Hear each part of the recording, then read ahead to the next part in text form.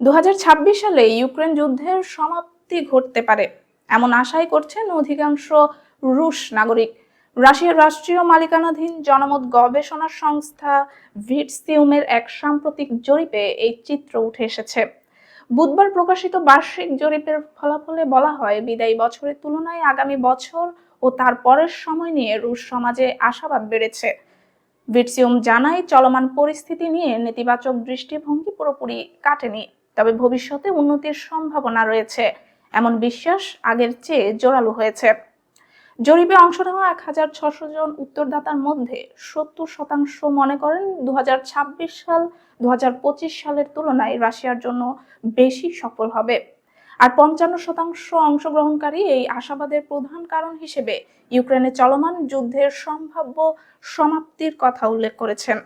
ভিটসিউমের উপপ্রধান মিখাইল মমনভ বলেন, এই আশাবাদের পেছনে রয়েছে বিশেষ সামরিক অভিযান শেষ হওয়ার সম্ভাবনা এবং প্রেসিডেন্ট ঘোষিত জাতীয় স্বার্থ সংশ্লিষ্ট লক্ষ্য অর্জনের প্রত্যাশা।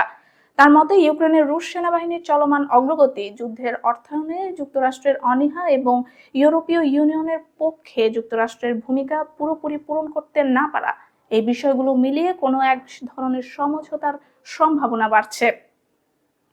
মমনভ আরও জানান, যুদ্ধ শেষ হলে সরকারের প্রধান অগ্রাধিকার হবে রুশ সেনাবাহিনীর সাবেক সদস্যদের সমাজে পুনঃ একীভূত করা, ইউক্রেনের রাশিয়া নিয়ন্ত্রণাধীন অঞ্চল এবং রুশ সীমান্তবর্তী এলাকাগুলোর পুনর্গঠন। অন্যদিকে ইউক্রেনের প্রেসিডেন্ট ভলোদিমির জেলেনস্কি সম্প্রতি জানিয়েছেন, যুদ্ধ অবসানের অংশ হিসেবে ইউক্রেনের পূর্বাঞ্চলীয় শিল্পাঞ্চল থেকে সেনা প্রত্যাহারের তিনি প্রস্তুত। তবে তিনি শর্ত দিয়েছেন, রাশিয়াকেও একইভাবে নিজেদের সেনা সরিয়ে নিতে হবে এবং ওই অঞ্চলগুলো আন্তর্জাতিক বাহিনীর তত্ত্বাবধানে নিরস্ত্রীকৃত এলাকা হিসেবে গড়ে তুলতে হবে। জেলেনস্কির ভাষ্য অনুযায়ী, যুক্তরাষ্ট্র ও ইউক্রেনের আলোচকরা সম্প্রতি ফ্লোরিডায় একটি 20 দফা পরিকল্পনা নিয়ে আলোচনা করছেন।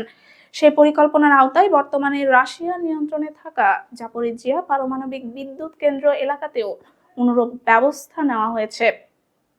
তবে রাশিয়া এখনো ইউক্রেনের দখল করা কোনো এলাকা থেকে সরে আসার ইঙ্গিত দেয়নি।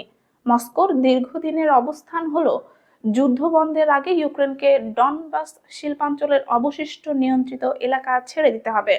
বর্তমানে রাশিয়া লুহানস্ক অঞ্চলের প্রায় পুরো অংশ এবং দোনেৎস্ক অঞ্চলের প্রায় 70% নিয়ন্ত্রণে রেখেছে।